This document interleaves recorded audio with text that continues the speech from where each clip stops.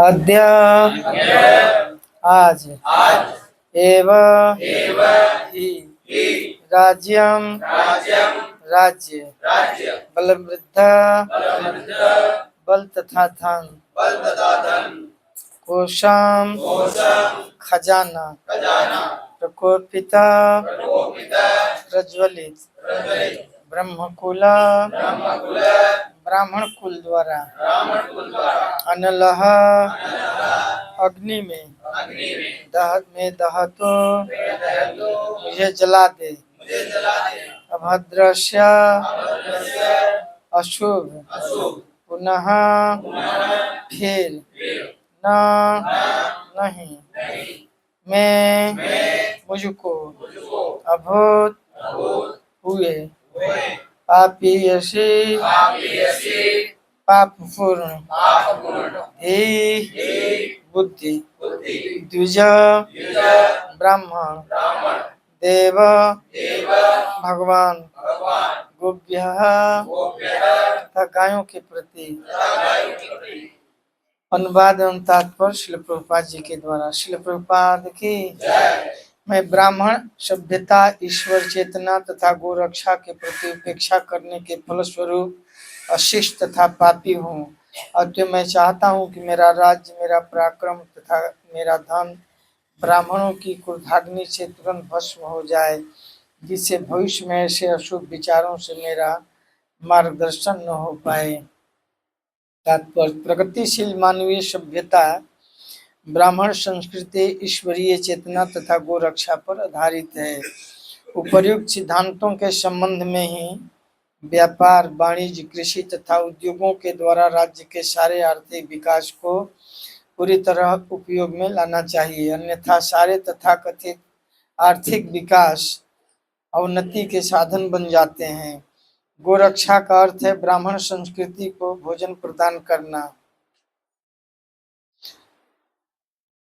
जिससे ईश्वर चेतना प्राप्त होती है और इस तरह मानवीय सभ्यता में पूर्णता आती है। कलि युग का लक्ष्य जीवन के उच्च आदर्शों को विनष्ट करना है और यद्यपि महाराज परीक्षित ने संसार के भीतर कलि के वर्चस्व का बलपूर्वक प्रतिरोध किया, किंतु कलि का प्रभाव उपयुक्त समय में प्रकट हुआ, जिससे महाराज परीक्षित जैसे प्रबल राजा से भूख तथा प्यास की थोड़ी सी उत्तेजना के कारण ब्राह्मण संस्कृति की अवमानना हो गई।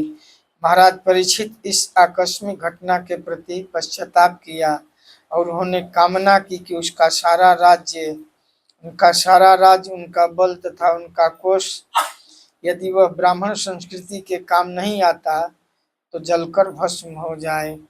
जहाँ कहीं संपत्ति तथा शक्ति का सदुपयोग ब्राह्मण संस्कृति ईश्वर चेतना तथा गोरक्षा के उन्नयन के लिए नहीं होता, वह राज्य तथा वह घर निश्चित रूप से भ्रष्ट हो जाता है।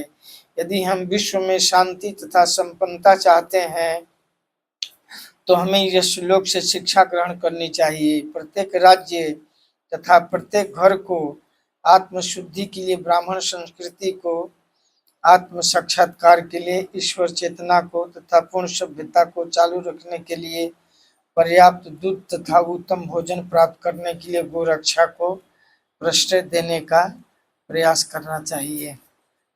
इस श्लोक में सूत गोस्वामी महाराज परीक्षित के पश्चाताप विगत घटनाओं पर ना उनको पश्चाताप होता है।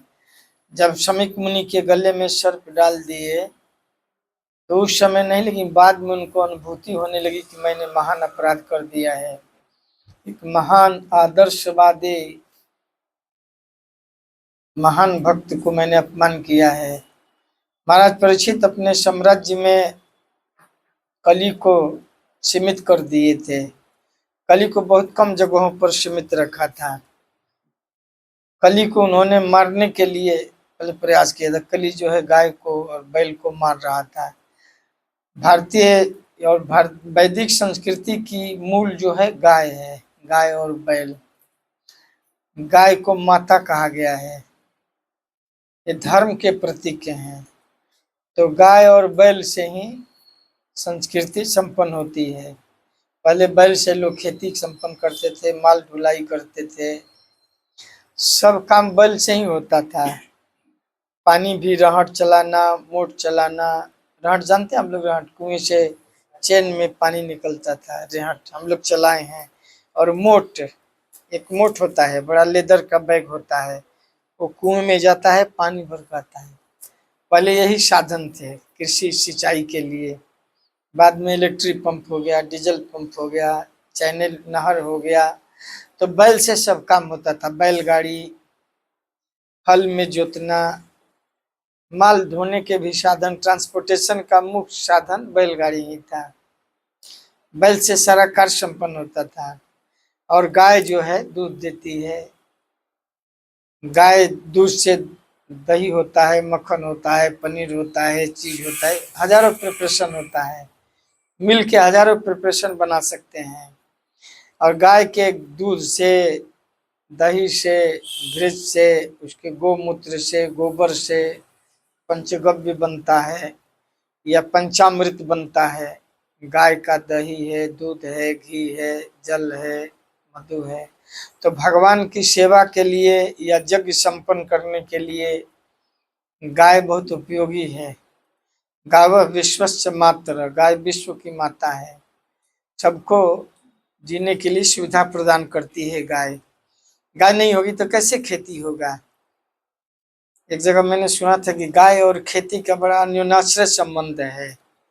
गाय से गोबर होता है, गोमूत्र होता है, जिससे खेती की उर्वरा जो है, भूमि के लिए बहुत उत्तम जो है फर्टिलाइजर है गाय का गोबर। गाय का गोबर और गोमूत्र खेत में पड़ता है तो खेत जो है फर्टाइल हो जाता है, उर्वरकता शक्ति बढ़ जाती है। और बहुत सारी दवाइयाँ बनती हैं आजकल, काउ प्रोडक्ट मेडिसिन। हमारे यहाँ तलासारी में भी अनेक दवाइयाँ बनती हैं, हजारों दवाइयाँ, गाय के गोबर से, गोमूत्र से, दही से, दूध से, घृत से। तो परीक्षित महाराज कली को वर्जित कर दिए थे। बाद में कहा कि मैं भी आपकी प्रजा हूँ, तो सीमित जगह पर रखे थे। बोले जहाँ स्लाउटर हाउस है, जहाँ लीकर होम है, शराब का दुकान है, जहाँ जुआड़ खाना है, शराब खाना, कत्ल खाना, जुआड़ खाना, वेश्या खाना, जहाँ वहीं रहने का। तो परीक्षित के राज्य में नहीं होता था। No meat eating, no intoxication, no gambling, no illicit sex. ये 4 रेगुलेटिव प्रिंसिपल जो है कोई नहीं तोड़ता था। Nobody is doing meat eating, no intoxication, no illicit sex, no gambling. उनके राज्य में प्रजा जो है, all citizens they are very religious, pious. They follow the 4 regulative principles, chanting 16 more than 16 round. They worshipping Lord in the home. Every home is like a temple. हर घर मंदिर जैसा था और सब लोग नियम पालन करते थे। कोई रिलीजियस प्रिंसिपल कोई ब्रेक नहीं करता था। तो कली को एक तरह से उन्होंने अपने राज्य से निर्वासित कर दिया था कि राज्य में कली का प्रभाव नहीं था। लेकिन कली, एक दिन महाराज परीक्षित आखेट पर गए, अपने सैनिकों से बिछुड़ गए और बड़ी जोर से भूख प्यास लगी। दैव इच्छा से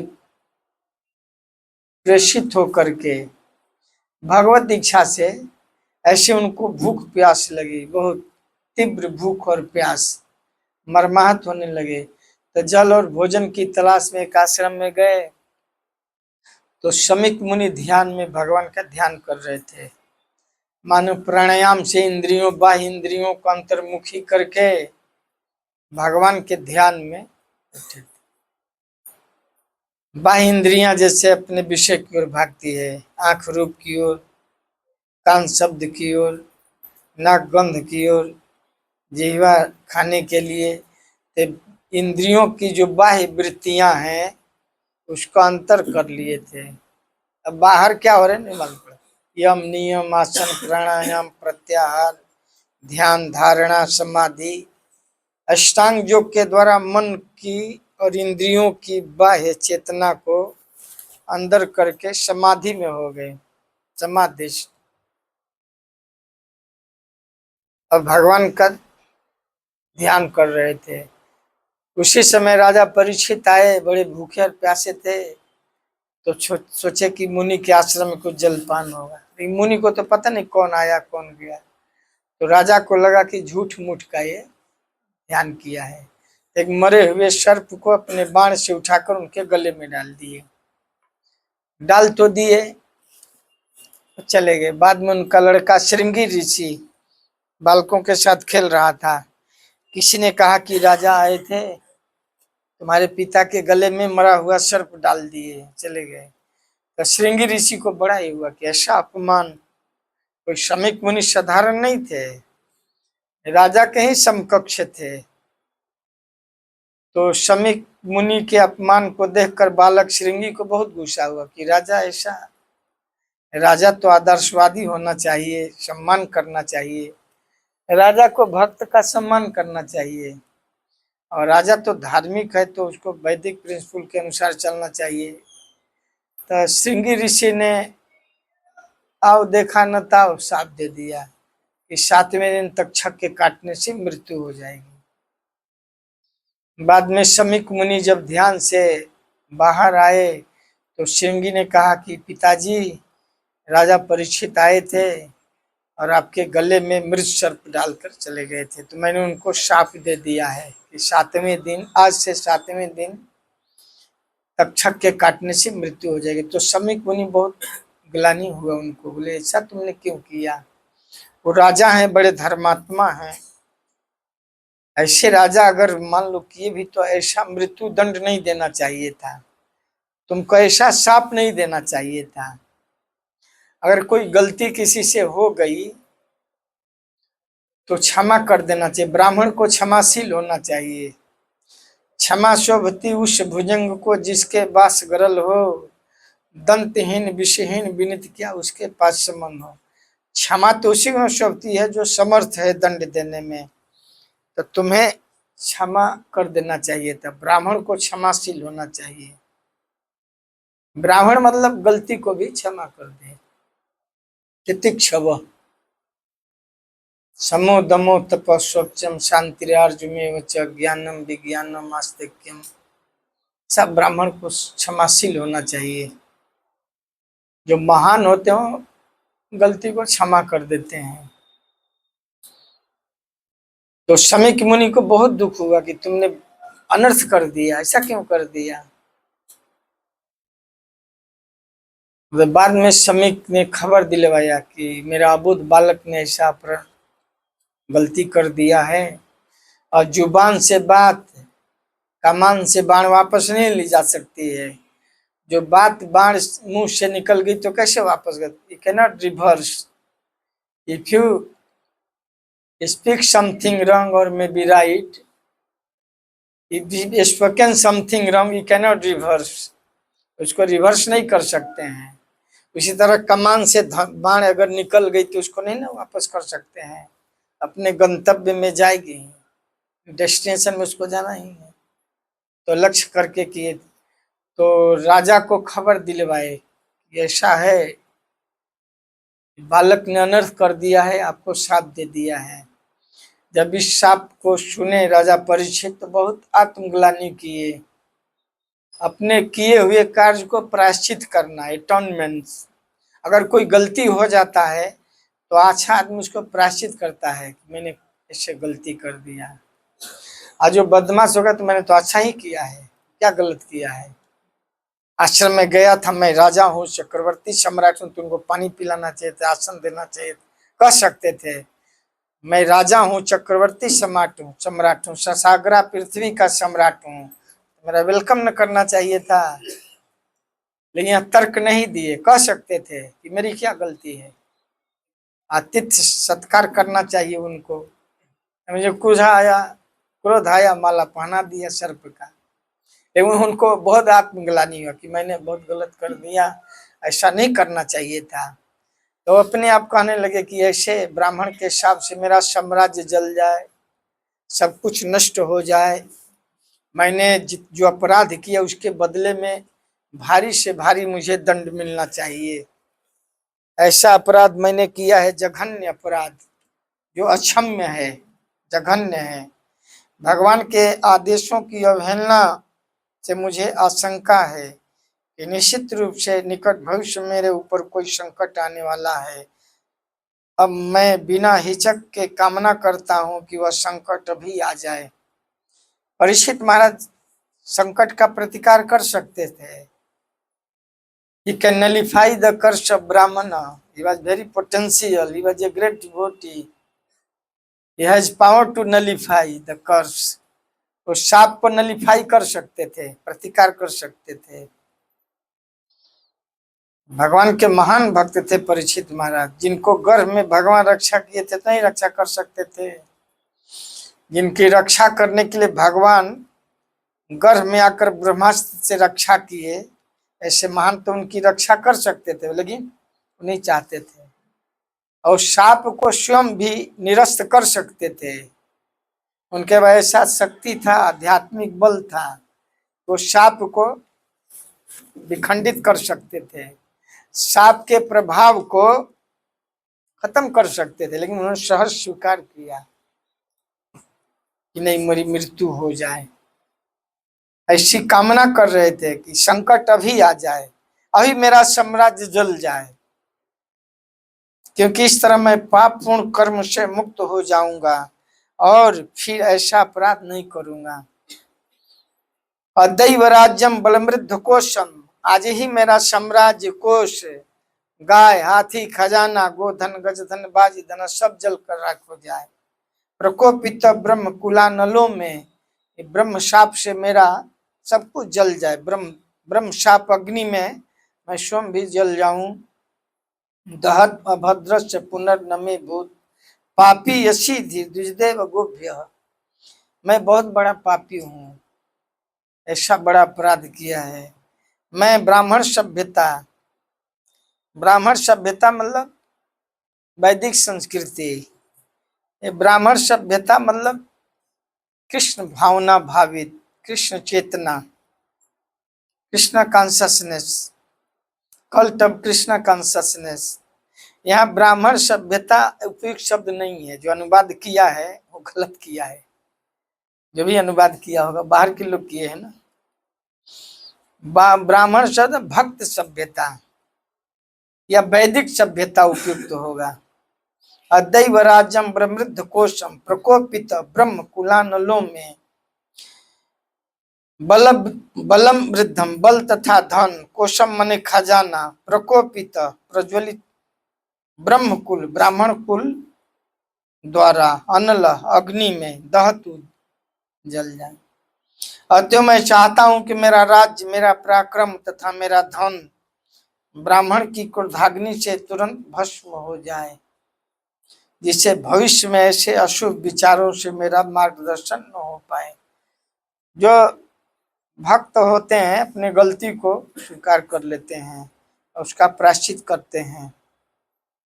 तो परीक्षित महाराज महान भक्त थे, इसलिए छोटी सी भूल को उन्होंने महान भूल समझा कि मेरे द्वारा ऐसा अपराध हुआ, एक भक्त का अपमान हुआ, तो मैं उस अपराध का प्रतिकार नहीं करूंगा, मैं जो भी दंड होगा उसको स्वीकार करूंगा।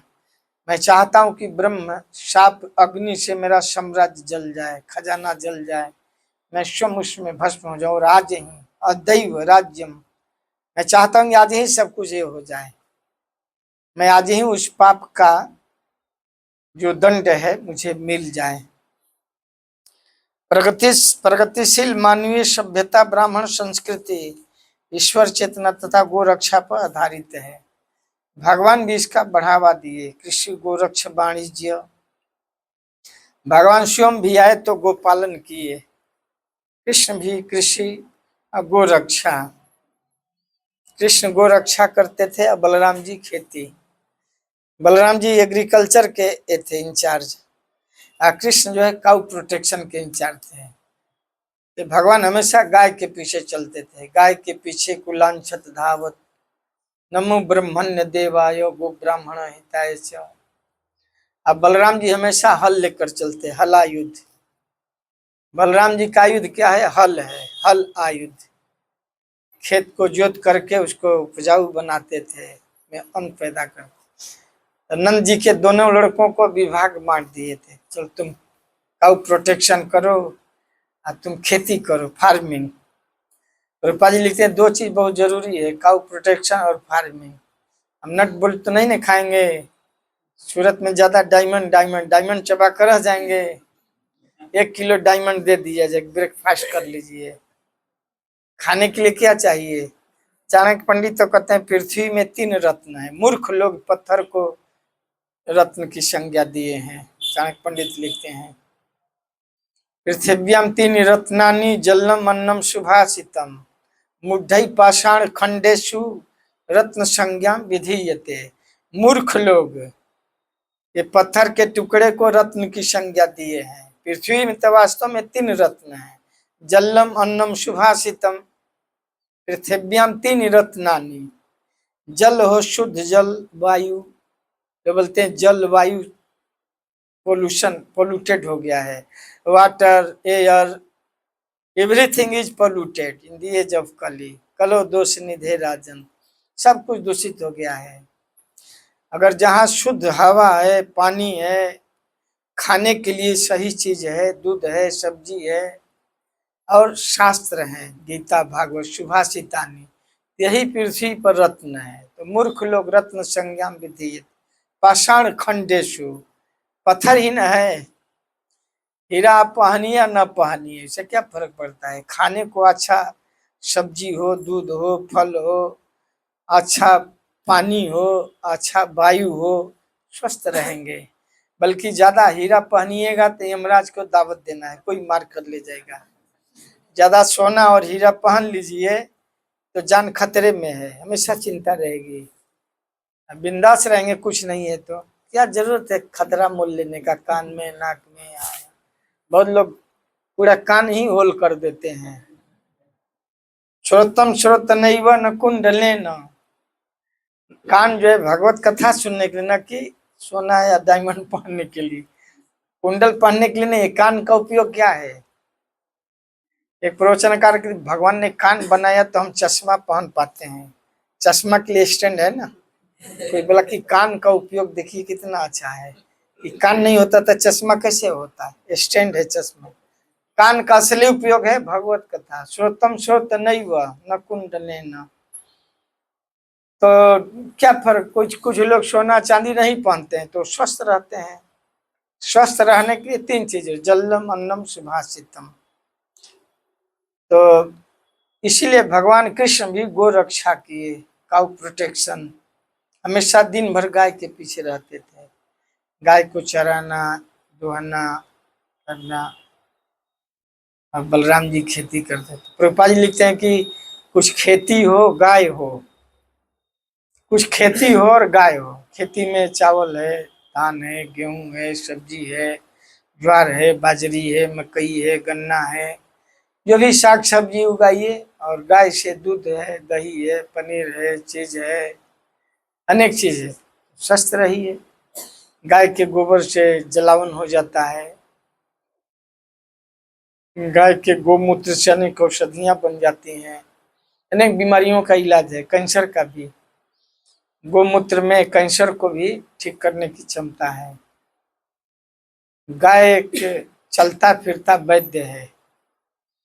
इसलिए ब्राह्मण संस्कृति का मूल जो है कृषि गोरक्ष वाणिज्य।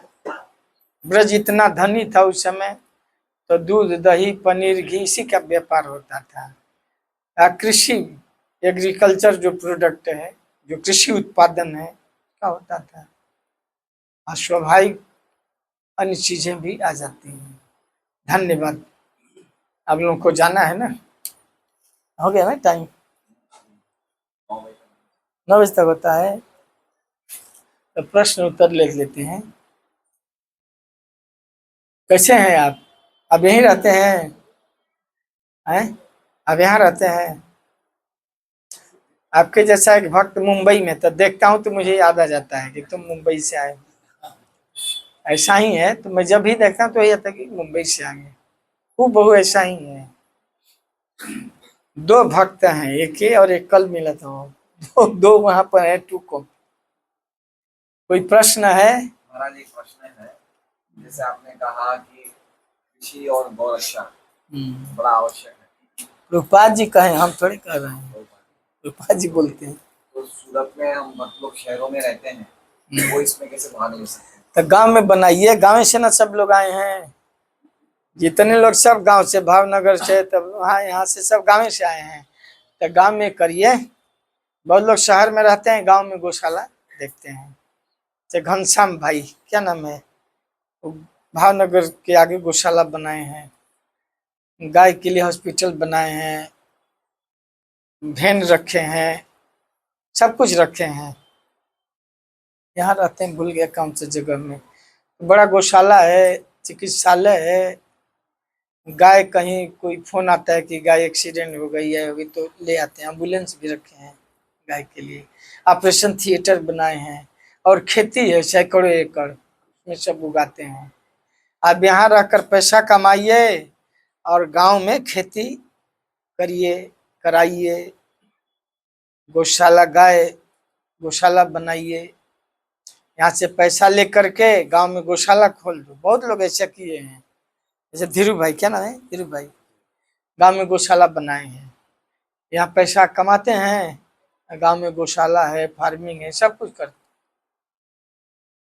यहाँ गाय नहीं रख सकते, गांव में जमीन है ना आपके, कितना जमीन है गांव में, खरीद कर वहाँ खेती करावो, या गाय रख दो, या गाय के लिए चारा उगाइए। खेती खरीद लीजिए, गौशाला रखिए, आदमी रख दीजिए। यहाँ है तो चलाइए अच्छा से, दूध भी आएगा। भक्त लोग सब वहीं से दूध ले जाएंगे। क्या मिलावटी दूध पियेंगे? आजकल दूध सबसे ज्यादा खराब हो गया है, मिलावट। बाजार के दूध में सब केमिकल है, इसलिए आप गौशाला को, सब लोग आपके यहाँ से दूध ले जाएंगे। लेते नहीं तो मरेंगे, केमिकल वाला दूध पीकर मरेंगे। आज पढ़ रहा था मैं कि दूध में बहुत मिलावट हो गया है, चाहे अमूल को हो चाहे कोई भी, सब। अमूल वाला जो एक जगह से शुगर का दूध ले रहा था।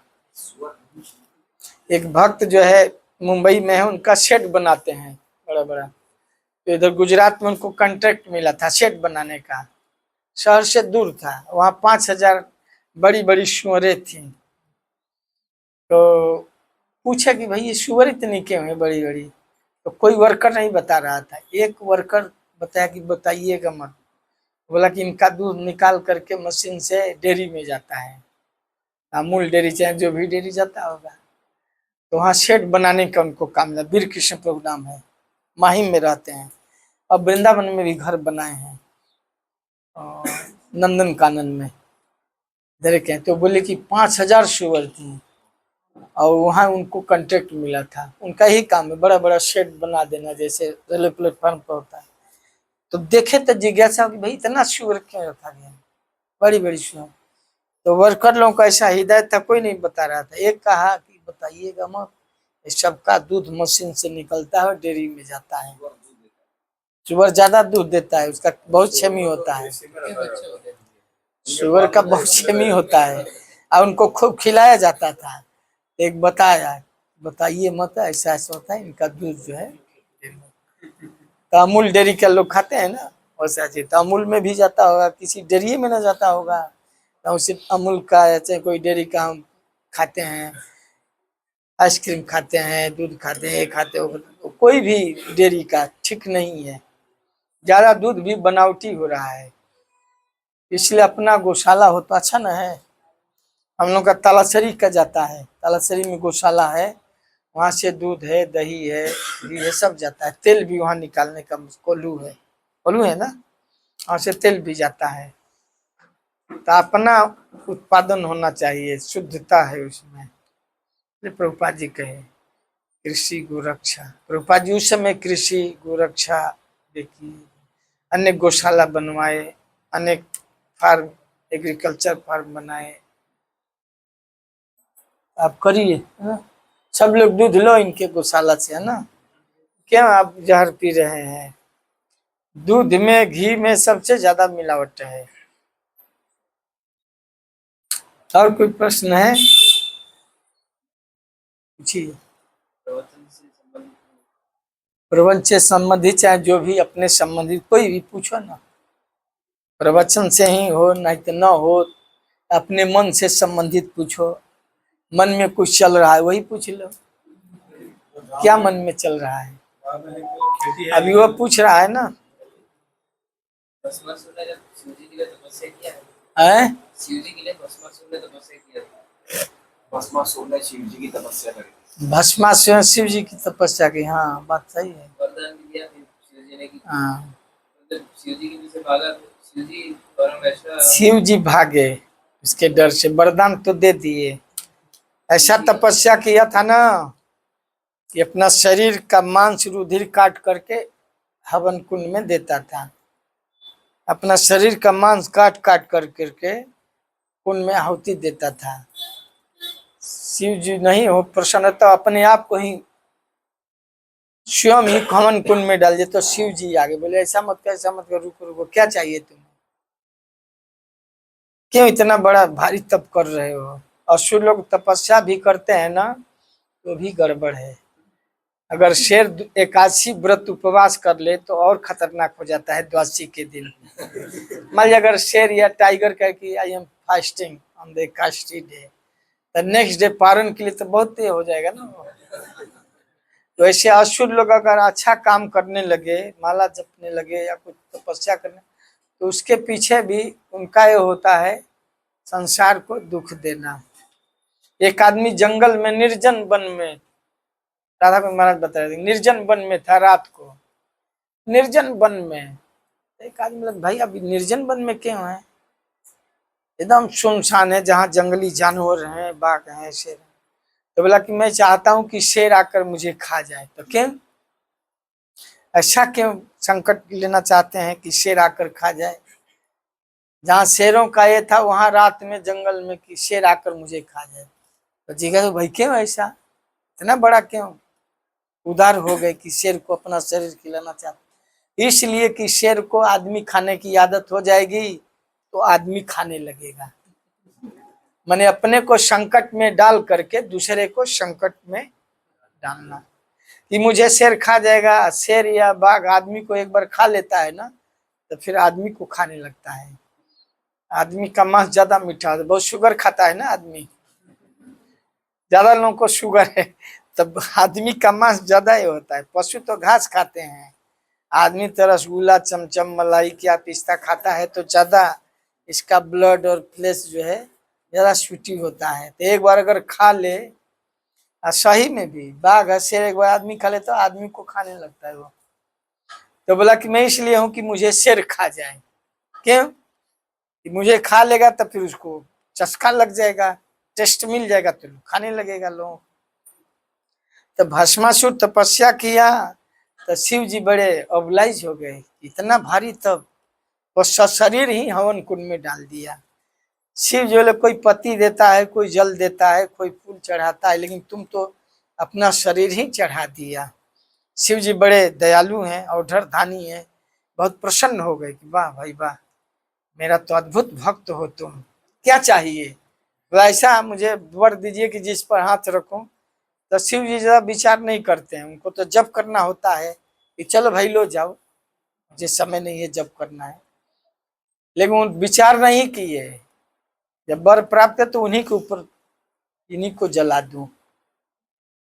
तो शिव जी भागे भागे भगवान को आना पड़ा। भगवान कह के ऐसा वर मन दीजिए, कब विचार तो कर लीजिए, ऐसा वर मन दीजिए।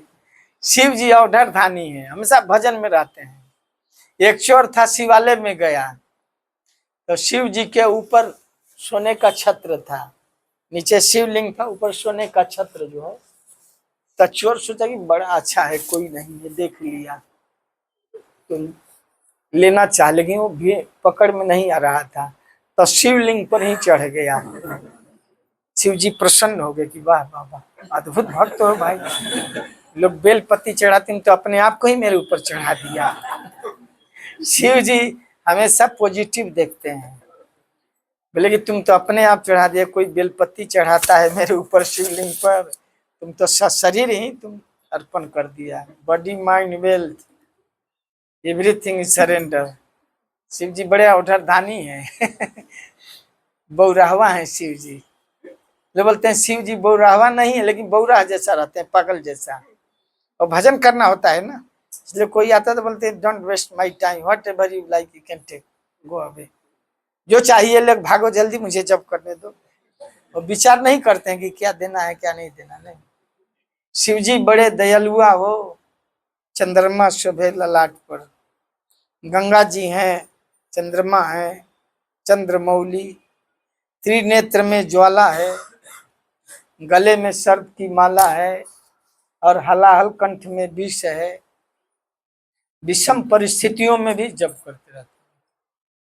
उनके परिवार में भी सब एक दूसरे के विरोधी हैं, फिर भी शिव जी मस्त जप करते रहते हैं। शिव जी का सवारी बैल है और उनके पत्नी का सवारी शेर है, तो शेर बैल को खाना चाहता है। उनके गले में सर्प है और गणेश का सवारी चूहा है, तो चूहे को खाना चाहता है। और कार्तिकेय का सवारी मयूर है, तो सर्प को खाना चाहता है, मयूर सर्प को खा जाता है। तो उनके परिवार में बहुत विसंगतियां, एक दूसरे के विरोधी हैं, लेकिन शिव जी से महामंत्र जपते हैं कि सब बस में रहते हैं। विष भी उनको कुछ नहीं बिगाड़ पड़ता है। त्रिनेत्र में ज्वाला है, वो भी कुछ नहीं कर पाता है। महामंत्र से उल्टा हो जाता है, विष अमृत हो जाता है, शत्रु मित्र हो जाते हैं, अग्नि शीतल हो जाती है। जो ज्वाला है ना तीसरे नेत्र में, नाम के प्रभाव से अनंत सुधा, गरल सुधा, विष अमृत हो जाता है। गरल सुधा रिप करे मिताई, और शत्रु आपस में मित्र हो जाते हैं। बैल शेर एक खेलते हैं, मयूर सर्प खेलते हैं, से देखे होंगे ना चित्र में। नाम के प्रभाव से सब अनुकूल हो जाता है, विष अमृत हो जाता है, अग्नि शीतल हो जाती है, शत्रुता में मित्रता हो जाती है, और भव समुद्र जो है गोपद के बराबर हो जाता है। शिव जी बड़े महान हैं और दयालु भी हैं। जो आता है दे देते हैं, जो मांगते दे देते हैं, सोचते नहीं है कि क्या होगा। दादा भगवान के थोड़ा देने में विचार कीजिए, इतना उदार मत होइए, थोड़ा कंजूस होइए। दिखे में माइजर। अब कोई आएगा शराब पीने वाला तो उसको बोलेंगे नहीं, जहर खाने के लिए भी पैसे नहीं। लोग बोलते हैं झूठ नहीं बोलना चाहिए, लेकिन कभी कभी झूठ बोलना चाहिए। मान लीजिए शराबी आएगा कि तो थोड़ा पैसा दीजिए ना, मालूम है कि पैसा देंगे तो शराब पी जाएगा, मांस खा जाएगा, तो वहाँ सत्यवादी नहीं, वहाँ झूठ बोलेंगे प्रभु जी क्या करें, आप तो ऐसे समय पर आए, अभी आप तो मांगने आए नहीं, पहली बार है, फिर भी मेरे पास पैसे, जहर खाने के भी पैसे नहीं। लोग बोलते हैं ना मेरे पास जहर खाने के भी पैसे नहीं। कभी कभी झूठ बोलना भी सच होता है। लगे कि आदमी बेकार है, पैसा ले जाएगा तो देगा नहीं, तो वहाँ सत्यवादी होंगे, बोले नहीं पैसे नहीं है। शिव जी ऐसे हैं। शिव जी का भागने का कारण, शिव जी भागे डर से। अब वर दे दिए थे, राइफल दे दिए तो मारेगा ना। मान लो तुम अपना राइफल और गोली दे दिया और आपके हो तो भागोगे नहीं। अपना ब्रह्मास्त्र दे दिए कि जहां आते तो भागे शिव जी भी। मान लो आपका कारतूस है, राइफल भी है, कोई बोले कुछ दीजिए ना थोड़ा हमको, ले जाओ, और फिर आपको ही दे तो भागेगा नहीं, आप भागेगा ही नहीं। शिव जी तो मतलब अमर है। शिव जी अमर हैं, अमर हैं शिव जी, फिर भी जान का ये होता है ना, शरीर तो छत बिछत हो सकता है ना। शिव जी अमर हैं, लेकिन अमर हैं तो वही ना वर दिए थे, वर भी तो वही दिए थे, तो उनका वर भी तो अमोघ है, उनका दिया हुआ भी चीज भी तो अमोघ है, निष्फल नहीं ना होगा।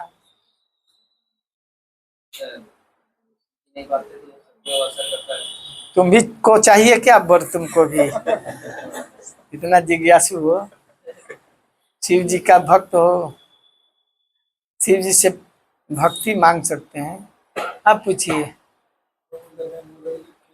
खेती है, खेती में मतलब वो लोग, हम तो मना करते हैं कि दवाई नहीं डालना, लेकिन वो दवाई डालते हैं, उसके मतलब जो जंतु मर जाते हैं, तो उनका पाप हमें लगता है कि अब धीरे धीरे बहुत लोग ऑर्गेनिक खेती करने लगे हैं।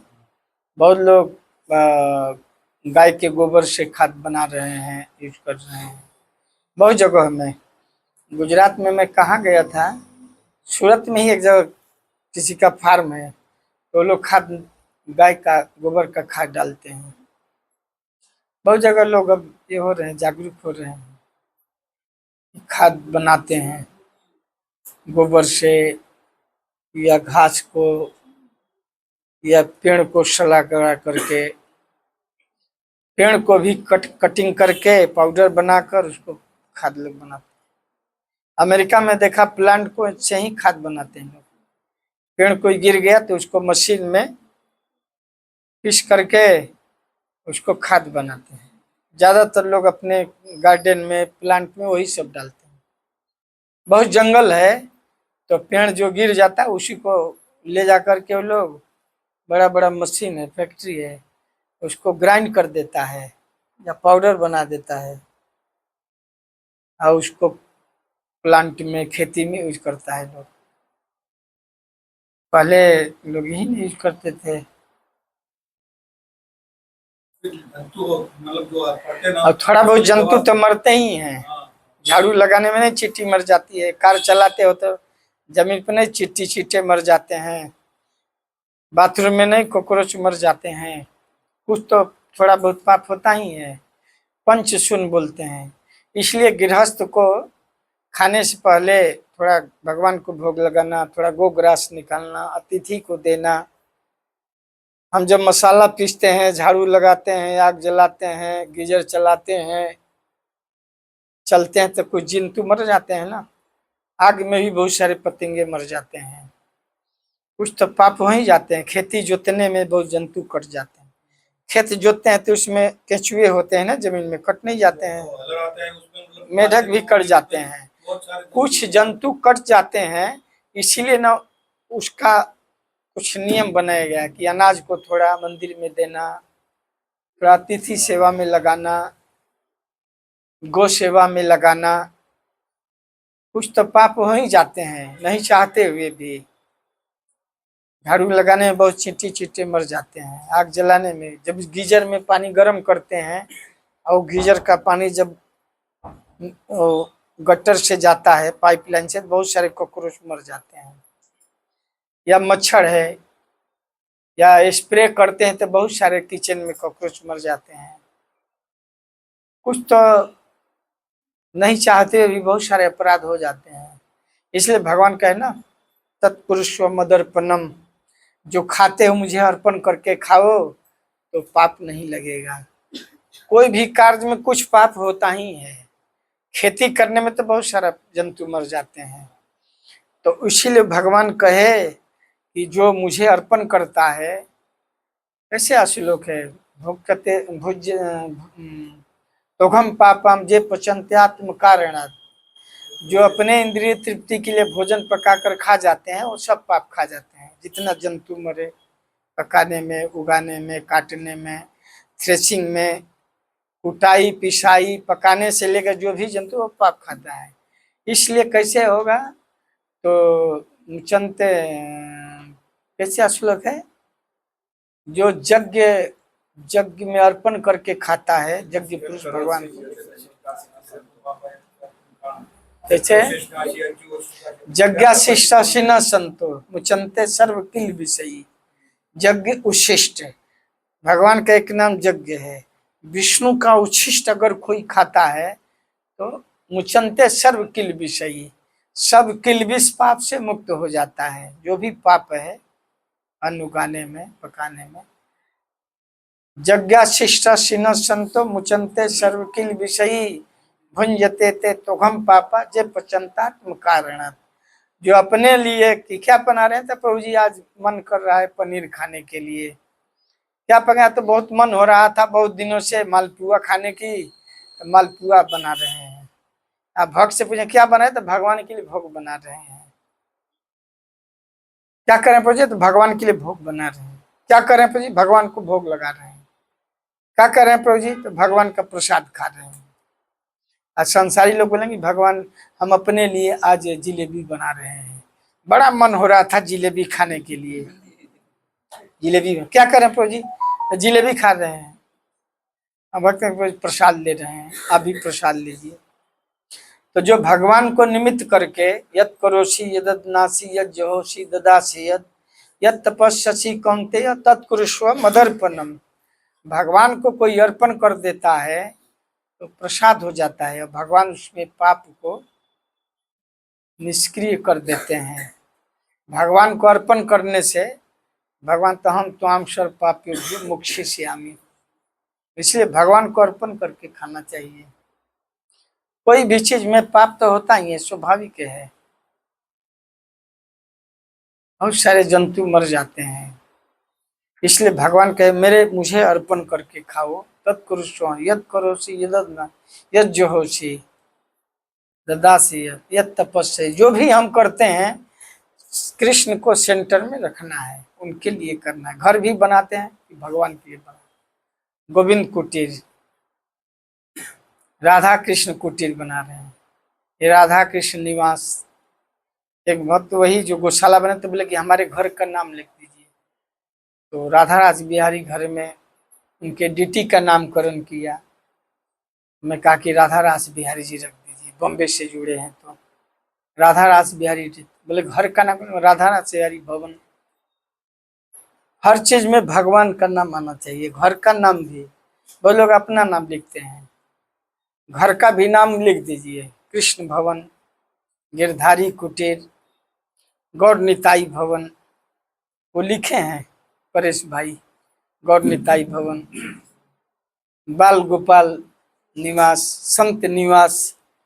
हर तरह से भगवान से संबंध जोड़ देना चाहिए। कोई देखे कृष्ण निवास है, गिरधारी कुटीर है, जगन्नाथ भवन है, वैसे भी याद होगा। किसी को बताएंगे भी फोन से तो प्रभु जी लिखा हुआ जगन्नाथ भवन, अवश्य भी स्मरण होगा। कर ले राम नाम सुमिरनमा रे मनवा कौन बहनवा नाम। किसी बहाने भगवान का नाम स्मरण होना चाहिए, इसलिए हर चीज में भगवान का नाम होना चाहिए।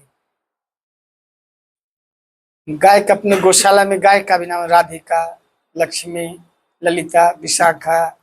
बैल का बलराम है, कृष्ण है, गोविंद है। सब गाय बल का भी गौशाला में नाम है ना, बुलाते हैं। बलराम तो आ जाता है, राधिका तो गाय आ जाती है नाम बुलाने से। तो सबका नाम भगवान में होना चाहिए, और सब वस्तु भगवान का ही बोलना चाहिए। भगवान का है, ये घर किसका है तो दिखे ना, राधा कृष्ण निवास या राधा कृष्ण भवन। भगवान मालिक हैं, हम तो उनके सेवादार हैं। 9 बज गया है, बहुत धन्यवाद है आप लोगों को। प्रसाद होगा ना, सब लोग प्रसाद लीजिए। धन्यवाद।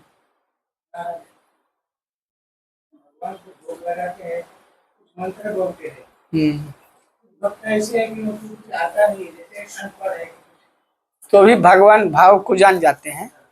जैसे कभी कभी पति पत्नी में झगड़ा हो जाता है ना, तो पत्नी बोलती नहीं है, प्लेट लाकर रख देती है। पति जान जाता है कि हाँ प्रसाद ला दी, बोलती नहीं कि प्रसाद ला रही हैं, आप प्रसाद ले लीजिए। वैसे मान लीजिए गूंगा है, बहरा है, मंद बुद्धि है, तो कैसे बोलेगा? तो ला करके भगवान के सामने प्लेट रख देगा, प्रणाम करे तो भगवान जान जाएंगे हाँ मेरे लिए। भगवान कोई जरूरी नहीं कि मंत्र तंत्र से रिश्ते नहीं, भाव जान जाते हैं। भगवान के सामने भी ऐसे गिर जाएगा, मंत्र नहीं तो भी भगवान जान, भगवान भाव को जान जाते हैं कि हाँ मेरे लिए प्रसाद ला दिया। मंत्र नहीं बोलता है तो, किसी को मंत्र नहीं आता है तो सेवा नहीं कर सकता है, कर सकता है कि भगवान प्रसाद ले लीजिए। इतना भी बोला कि भगवान आपके लिए भोग लाया हूँ, अब स्वीकार कर लीजिए। और कुछ भी नहीं आता तो रख भी देगा, हाथ जोड़ लेगा। कुछ नहीं आता है तो भगवान जानेंगे। आपको भूख लगी है, आप कोई प्रसाद ला कर रख बोले ना तो भी आप बोलेंगे हाँ प्रसाद ला दिए, आपके सामने रख कर चला जाएगा, बोलेंगे बोलेगा, मंत्र बोलेगा तब खाऊंगा। नहीं, रख दिया तो आप जाने कि हाँ हमारे लिए प्रसाद ला दिया। बहुत गूंगे लोग होते हैं, सब काम करते हैं, सब काम कर देते हैं, तो घर वाले नाराज थोड़े होते हैं कि बोल कर क्यों नहीं किया। नहीं होगा तो इशारा कर देंगे, वैसे कुछ नहीं तो भगवान के लिए इशारा कर दीजिए, प्लेट आ गया, भगवान को बोलिए इशारा से, तो भगवान जान जाएंगे, कुछ नहीं था, इशारा कर दीजिए कि खो, अब देर मत कर, खा लो, गोचारण से में जाना होगा, या गोचारण से भगवान शाम का तुम इशारा कर दीजिए भाई थक थक गया हो, खा लो, आराम कर लो। भगवान इशारे से भी समझ जाते हैं। गोपियां तो इशारे से ही कहती थी, देखे इशारे बुलाई गई रे विश्व भानु, राधा रानी या गोपियां कभी इशारे से बुला लेती थी, आज मेरे घर आ जाओ, माखन खा जाओ, तो भगवान कहते बुलाती हो और चोर चोर बनाती हो। सास के भय से ग्वालिन कभी बोलती चोर चोर, सास आ गई तो ले चोर आया है, चोर आया है। तो भगवान कहे कि बुलाती हो कि हमारे घर आ जाइए, माखन चुरा जाइए। भगवान ने धन्यवाद, थैंक यू।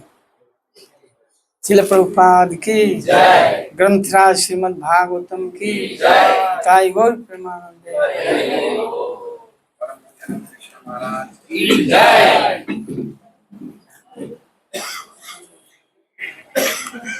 कितना दिन से है, कितना दिन से चला रहे हैं? 2 साल। अच्छा, बहुत अच्छा, रोज प्रसाद देते, बहुत अच्छा है। रोज यहाँ रोज प्रसाद फुल प्रसाद होता है, बनाने वाले हैं, बहुत अच्छा है। तो सब लोग प्रसाद बड़े प्रसन्न हो रहे हैं कि आप 2 साल से रोज भागवतम लगते हैं और इतने 50-60 भक्तों के लिए आप रोज प्रसाद बनाते हैं। महाराज बड़े प्रसन्न हैं और शुद्ध भक्तों की प्रसन्नता में भगवान की प्रसन्नता है, और हम भी महाराज से आशीर्वाद मांगते हैं कि प्रोग्राम ऐसे चलते हैं महाराज, अगर आप संगत में कभी भी पधारे तो आप एक समय के लिए जरूर। भक्ति विकास महाराज हमको 99 में महाराज से बोले कि इन लोगों को सन्यास दे दीजिए। तो पहले भक्ति विकास महाराज राधा महाराज से कहे कि इन लोगों को सन्यास दे दीजिए, तो मुझे नहीं लगता कि हम लोग सन्यास लेंगे। महाराज कहते तो बात सत्य हो गई। महाराज जुहू में भी पहले रेगुलर आते थे, बोलते थे कि सन्यास लो आप लोग। महाराज के बड़े कृपा है, धन्यवाद। महाराज और परम पूज्य राधा गोविंद महाराज की भी आपस में बड़ी मित्रता है। हाँ, तो महाराज कहे थे राधा गोविंद महाराज से, तो कई लोगों को तो मुझे मेरा नाम भी लेकर के और लोगों को बोले कि इन लोगों को सन्यास दे दीजिए महाराज।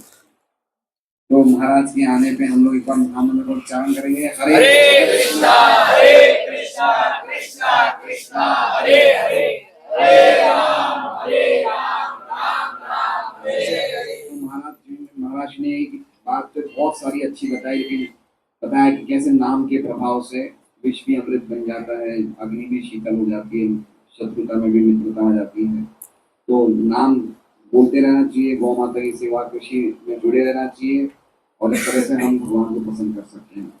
आज का प्रसाद धर्मवस्तु प्रभु के पिताजी की स्मृति में रखा गया है, तो उनके लिए भी एक बार हम महामंत्र उच्चारण आइए।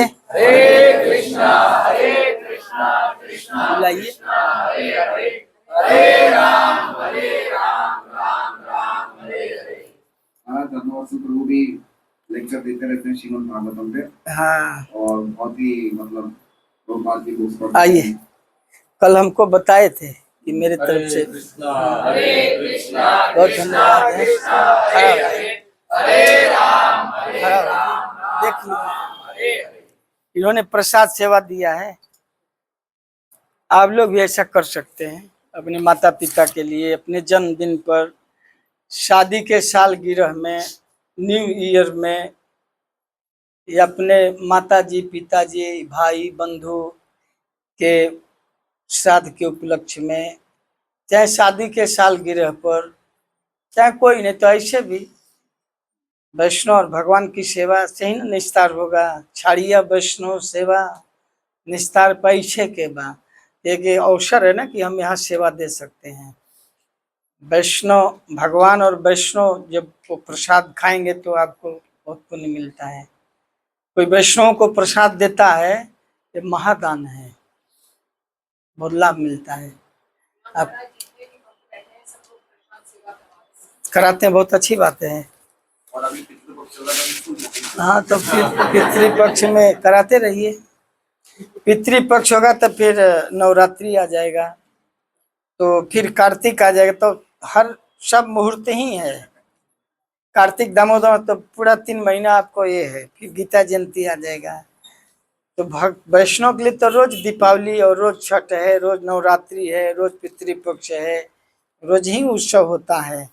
ऐसा नहीं सोचना चाहिए कि वेट करूंगा, पितृपक्ष में दूंगा या नवरात्रि में दूंगा। नहीं, रोज ही भगवान के लिए तो रोज ही उत्तम है कि नहीं। सालों भर आप प्रसाद स्पॉन्सर कर सकते हैं। ऐसा नहीं वेट नहीं करना चाहिए कि हाँ अभी वो दिन को ही दूंगा, नहीं, किसी भी दिन देंगे वो आपको लाभ उतना ही मिलेगा। तो आप लोग सालों भर प्रसाद देते रहिए। कहीं कहीं तो 1 साल का बुकिंग हो जाता है, डेट ही नहीं मिलता है। कई मंदिर में मैं गया हूँ, जो बोलते हैं 1 साल तक ये हो गया है, आपका नंबर 1 साल के बाद आएगा। तो कोई बोलते ब्रेकफास्ट के लिए तो ले लीजिए, तो इसके लिए ले लीजिए, अलग अलग होता है, सुबह का है, दोपहर का है, शाम को है। अच्छा है आप लोग प्रसाद सेवा दे रहे हैं, धन्यवाद। अच्छा है। ये ज्यादातर जितने माताएं बैठे ना, यही बनाते हैं। माताएं कभी बनाती इनका एक नंबर, कभी इनका, सब 16 माला करते हैं माताएं। माताएं और प्रभु जी लोगों को भी सीखना चाहिए, पुरुषों को भी सीखना चाहिए बनाने। ऐसा नहीं कि माताएं ही केवल बनाएंगी, पुरुष भी बनाते हैं। तो आप लोग भी सीख लीजिए, सबको सीखना चाहिए। विदेशों में तो ज्यादा पुरुष लोग ही बनाते हैं, और बंगाल उड़ीसा में ज्यादा पुरुष ही कुक होते हैं।